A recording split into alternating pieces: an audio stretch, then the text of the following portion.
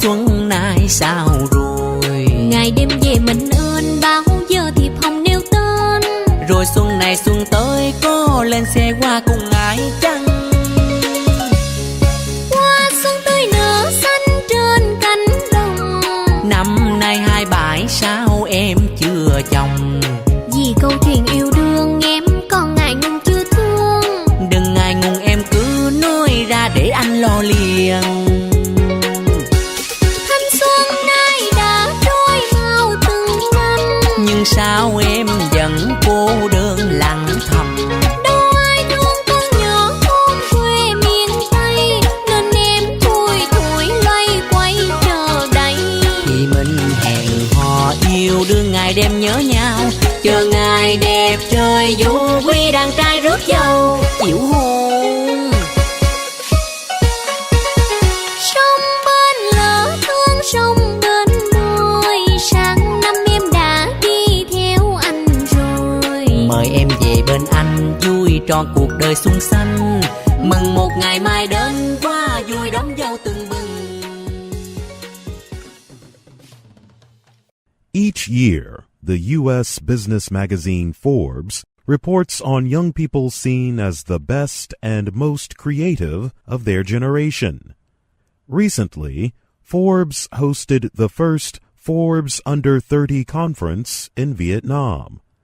The meeting honored Vietnamese business leaders under age 30 who are making a difference in technology and other areas.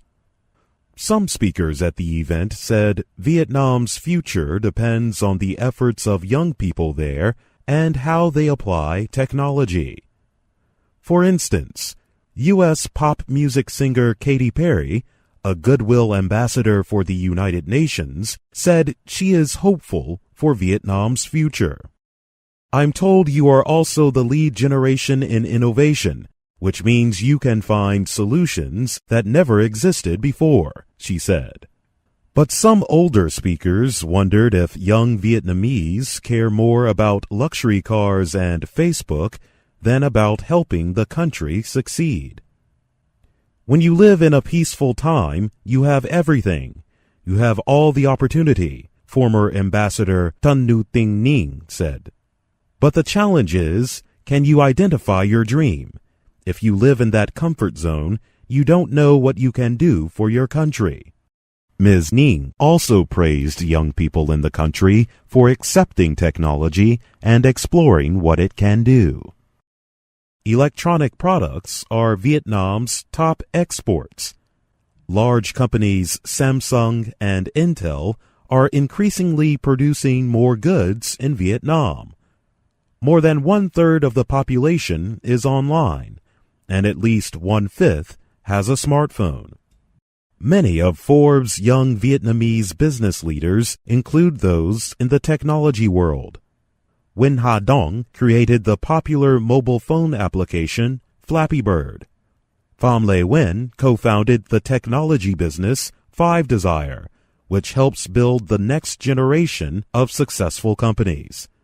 More than half of Vietnam's 90 million people are under 30 years old. One of those young people is Nguyen Trang Tinh. He is the chief executive officer of Trang Thuy Group, a real estate and tourism company. Mr. Tin says one problem he faces is that many of the people who work for him are older than he is. The challenge is, of course, how to learn from those people, but at the same time, how to manage them effectively, Mr. Tin said. Some of the women on the Forbes list of top business leaders deal with a different kind of problem. Lê Quang Nguyen Vi says it is common in Vietnam to ask, "Are you married yet?" rather than, "Are you married?" She started the online company Chun before being hired as vice president of Vinicom, an e-commerce website owned by Vietnam's only billionaire. She says, "Before, when friends met me, they'd say, 'When will you get married?' But after I joined Vinicom, they asked, 'How is Vinicom?' They don't ask about my marriage life anymore." U.S. Ambassador Ted Osius also spoke at the conference. He reminded the audience that this year, the U.S. is celebrating 20 years of normalized relations with Vietnam. Many of the Forbes honorees studied in the United States. They do business with U.S. partners or work with Americans on social, environmental, and other issues. Mr. Osius said the professionals on the 30 under 30 list show how the U.S. and Vietnam are developing a strong relationship and creating positive effects. I'm Jonathan Evans.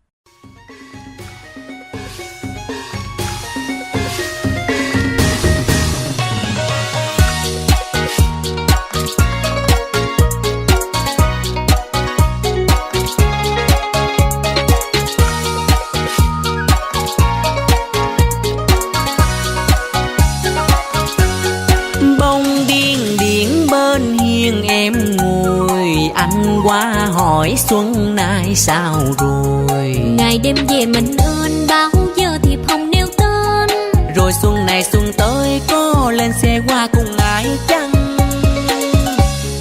Hoa xuân tươi nở xanh trên cánh đồng. Năm nay 27 sao em chưa chồng? Vì câu chuyện yêu đương em còn ngại ngùng chưa thương. Đừng ngại ngùng em cứ nói ra để anh lo liền. Thanh xuân nay đã trôi mau từng năm. Nhưng sao em vẫn cô đơn lặng thầm? Đâu ai thương con nhỏ thôn quê miền Tây. Nên em thui thủi loay quay chờ đây. Thì mình hẹn hò yêu đương ngày đêm nhớ nhau. Chờ ngày đẹp trời du quy đàn trai rước dâu chịu hôn. Sông bên lỡ thương sông bên môi. Sáng năm em đã đi theo anh rồi. Mời em về bên anh vui trọn cuộc đời xuân xanh. Mừng một ngày mai đến quá vui đón dâu từng bừng. Thanh xuân nay đã trôi mau từng năm. Nhưng sao em vẫn cô đơn lặng thầm? Đâu ai thương con nhỏ thôn quê miền Tây. Nên em thui thủi loay quay chờ đây. Thì mình hẹn hò yêu đương ngày đêm nhớ nhau. Chờ ngày đẹp trời du quy đàn trai rước dâu chịu hôn chịu hôn chịu hôn. Sông bên lỡ thương sông bên môi. Sáng năm em đã đi theo anh rồi. Mời em về bên anh vui trọn cuộc đời xuân xanh. Mừng một ngày mai đến quá vui đón dâu từng bừng. Mời em về bên anh vui trọn cuộc đời xuân xanh. Mừng một ngày mai đến